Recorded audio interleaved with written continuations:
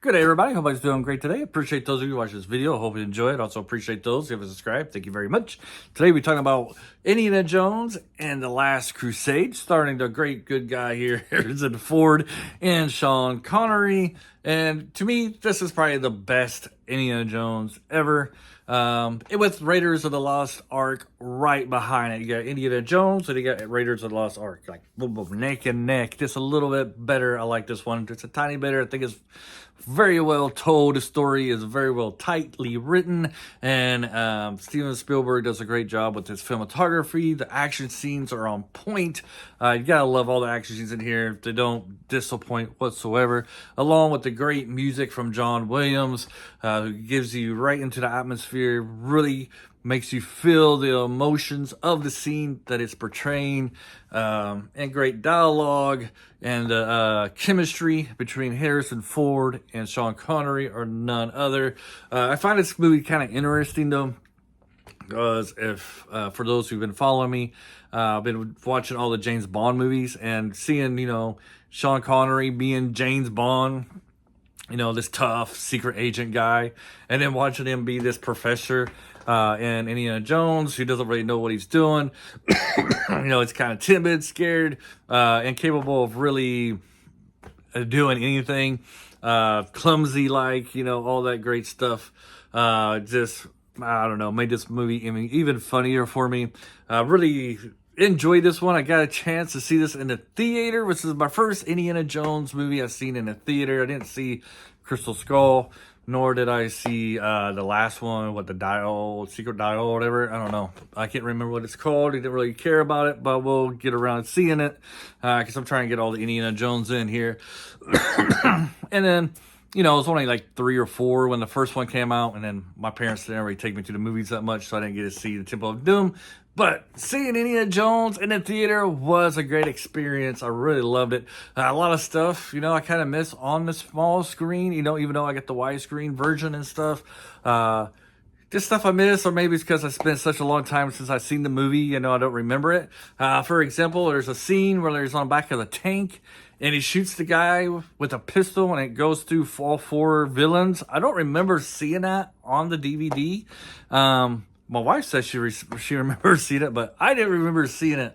I thought it was funny. This movie is pretty funny. He really gets that family feel in this one. It does have a lot of comedic scenes in here, but the comedic scenes don't take you out of the tension that is this movie and the action. You got people shooting him with machine guns.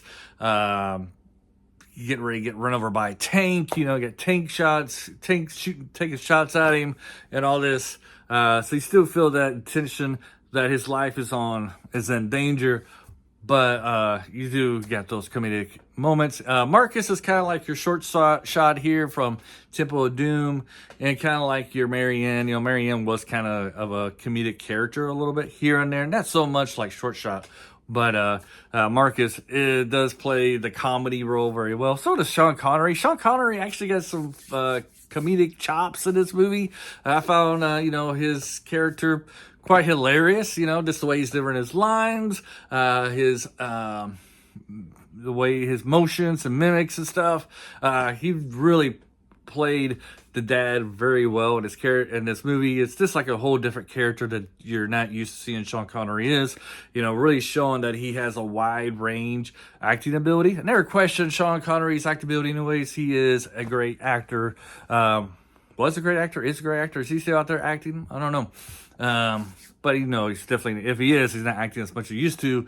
But yeah, you really see how great of an actor Sean Connery is in this movie.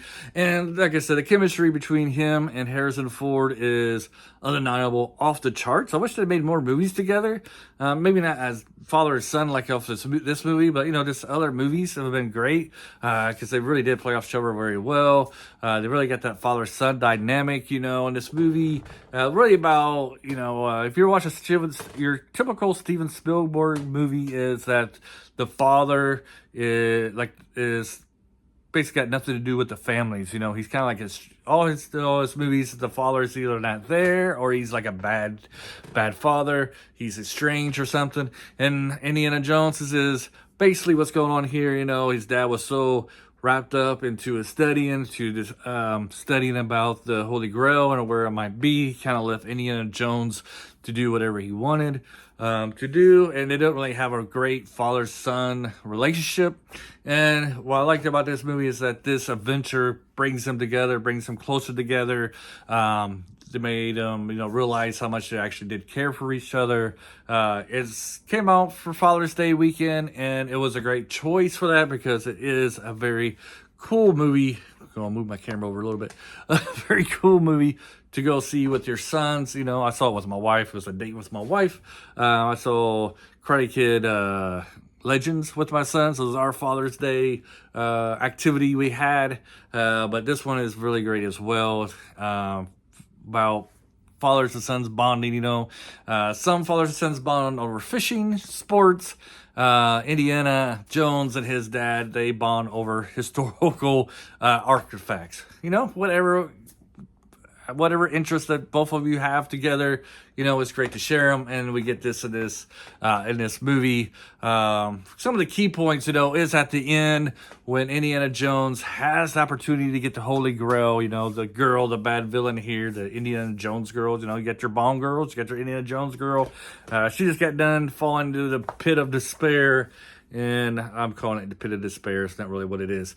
But anyways, Indiana Jones, he's touching it, getting ready to feel it, and his dad tells him, it's not worth it. Let it go. Sometimes, the things that you want the most are things that can be the most damaging to you, and you have to let them go. And that's what was the case in this one, because if he gets the grail, he probably dies. And sometimes maybe we don't face death with those things we want the most, but we could, the things we want the most could cause us a lot of harm and be detrimental to our lives. It's kind of like the story of it there at the very end. Overall, I love these movies, how he's following clues to find artifacts and stuff like that. It's very great. Acting superb. The director, Spielberg, at his best in this movie. If you haven't seen The Last Crusade, you're watching this to see if you should or not for some reason, yeah, you gotta watch it. You gotta watch it. If you've already seen it, you gotta watch it again. Like I said, I think this is the best of the Indiana Jones. The first three are all must-sees. The Crystal Skull, you go without it. And then I haven't seen The Dial yet, whatever, The Dial of Life, whatever. We'll be watching that one at the end here. I'll probably rent it to watch. I'm not going to buy it. Maybe I should buy it. I have the collection, right? I don't know. Depends if I like it or not. But I don't know. What do you guys think of Indiana Jones and The Last Crusade? Is it the best one of them all? Or is it the second best? Or is it the worst? When I was a younger me, I thought it was the worst because it was too slow. I thought it was too slow. I didn't really get it very much, I was more of a Temple of Doom guy because I like Short Shot, when I was a younger kid. But then I grew into loving Raiders of the Lost Ark was my favorite, and now I'm a dad. I think Last Crusade is my favorite. Who knows what will happen when I become a grandpa? Maybe the Crystal Skull will be my favorite. Anyways, have a great day and bye.